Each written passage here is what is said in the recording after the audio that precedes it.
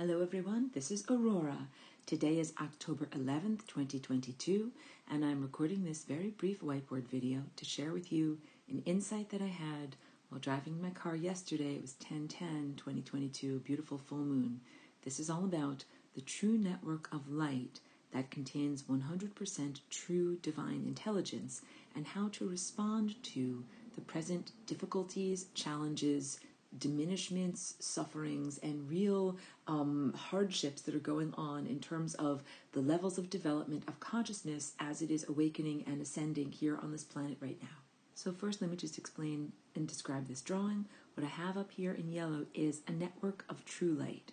And by light, I mean information, ideas, intelligence, awareness, sentience. I would say that all of this is divine, and when I say the word divine, I'm mostly speaking about a presence that is the creator, the sustainer, the non-anthropomorphic or non-human shaped intelligence system that is so great that it is difficult to even perceive it because it contains all light, all photons, all stars, all life, all intelligence, all orderliness. It is an amazingly complex network of impulses, and that's why I'm drawing these as lines. You can imagine each one of these as a bouncing structure. I could make many tiny dots, but I think that you're getting it. So just envision this as a very perfect, divine, orderly, intelligent, and all-pervasive network of consciousness.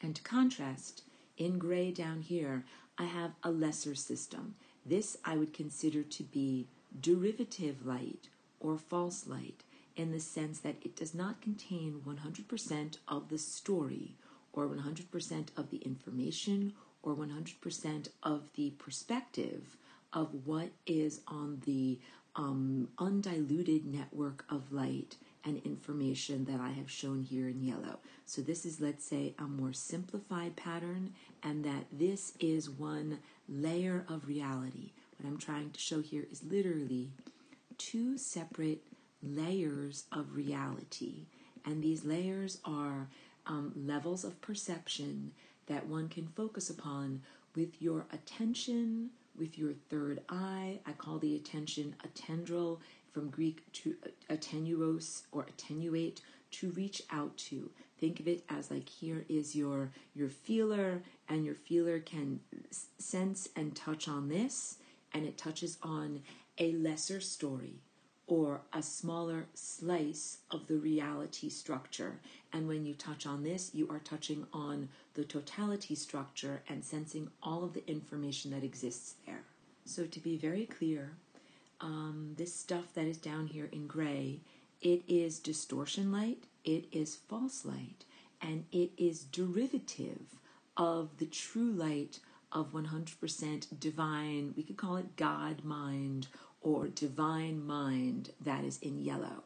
And so each one of these points that is the distortion mind maps to a tiny portion of the true mind. So I'm trying to show that each one of these beautiful data points or aspects of truthfulness maps to these diminished system points that are over here, the world of false light, essentially. The world of false light derives from the world of true light. That this world of false light literally cannot exist. It doesn't have creative capacity.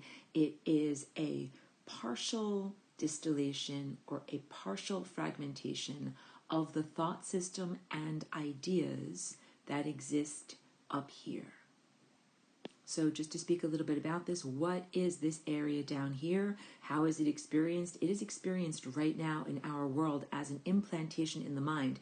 There is both ancient technology that the ancient Hindus talked about, and they called it Maya, creating the world of illusion. Then there is a modern technology in the sense of a 5G system, so that's frequencies, nano wetware, which would be tiny metallic/parasitic particles that enter into the biosphere or your actual biological body and then create an artificial neurology.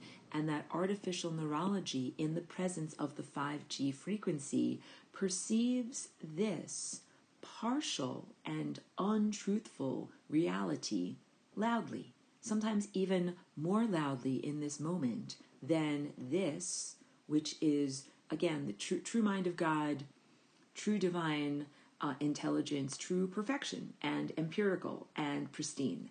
And so all of this, I'm recording this video in this moment, and I received this insight as a reminder of how does one respond to this stuff that is down here. I know that I'm not the only person who can perceive that there are illusions, that they can be forceful, like it's a bit difficult to ignore. You can't, I won't say you can't, I would say it is challenging to simply pretend that they aren't there or pretend them away. They can be very loud, like, whatever, like some kind of a loud instrument, horn blaring in your ear. It's there. I want to empower you with this information. First of all, that all of this stuff that is here is a partial derivative of and then artificial application of what is going on up here. And that the real pathway to freedom is in focusing your attention 100% on this world up here. So this is a technique that I would say would be labeled as transcendence, the capacity to transcend that which is untruthful. And you do this by raising your energetic metabolism. So first of all, be in radical self-love and radical self-compassion.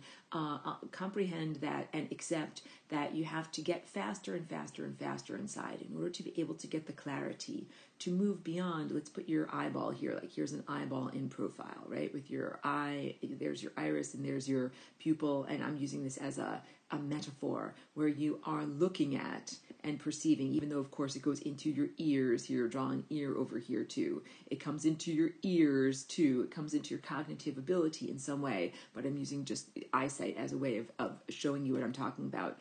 It seems rather forceful, and it even seems like this stuff maybe even is being beamed into your eye, so that it's, again, a bit difficult to ignore. So the concept is of transcendence, recognizing that these, I should call them impulses, these as being impulses here, like data points and impulses. They exist, yes, and that they exist as a subset of the larger truthfulness of this area here, which is what we actually wish to be focusing on. So it's exactly like if you had a book with pages, and the book with pages was absolutely truthful, and that's everything that we've got up here.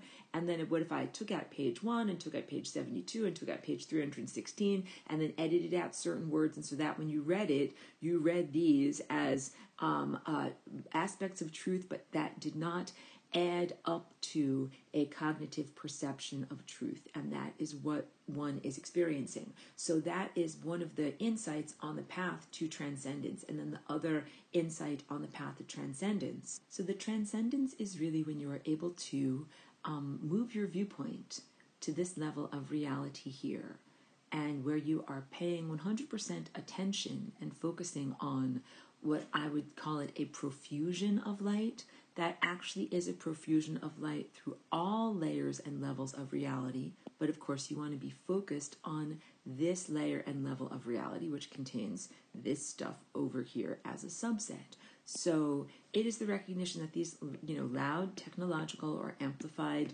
voices that are erroneous signals do exist, and also a total refocusing of attention, the tendril of your attention, on these data points that are here and on the totality of information that is able to be perceived by connecting to these data points.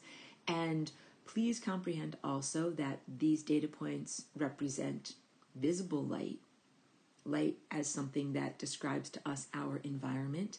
It also represents abstract concepts or ideas.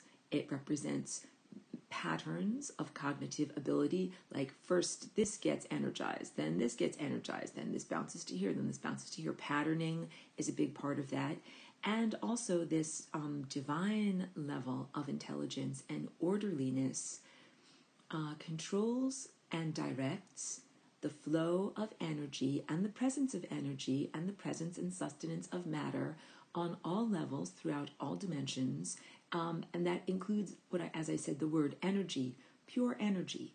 So it is the control, direction, and intelligent orderliness and organization of both visible light, light impulses, patterns, thought patterns, neural patterns, sensory patterns, energy, energy including sound energy as lateral compression waves that reach your ears, cognitive ability, the patterns that flow through your neurology, and also connectivity, the patterns that flow through the biosphere, connecting you to everything, you to microbes, you to small animals, you to large animals, you to plants, you to the planet, you to stars, you to molecules, you to galaxies. That it is truly the totality of intelligence that has the capacity, or let's call it the processing power, even though it is much, much beyond what would be described as a computer. But I use the word processing power from the world of human computers in order to describe the magnificence, extensive complexity of this system, and almost unimaginable levels of the capacity to uphold many different processes at once that it takes for this overarching intelligence to control and direct this energy, which is, of course, constantly ever shifting into new patterns, ever being created and sustained in new patterns. It is 100% I don't want to say non-predictable. It has never been done before, so it is not like taking a symphony that has already been written and then playing it again and again and again in divine perfection. Every moment is a new, completely perfect and orderly symphony that is being played, and then new variables are created, and a new perfect symphony is played, and a new perfect symphony is played. And down here again, this is either partial notes or distorted notes, or some areas of blankness and some areas of artificial exacerbation or amplification. And I'm telling you this because when you're in this world over here, it can be a real challenge to even know that this other world exists. And so it takes a little bit of information to even know that that's what you're trying to focus on.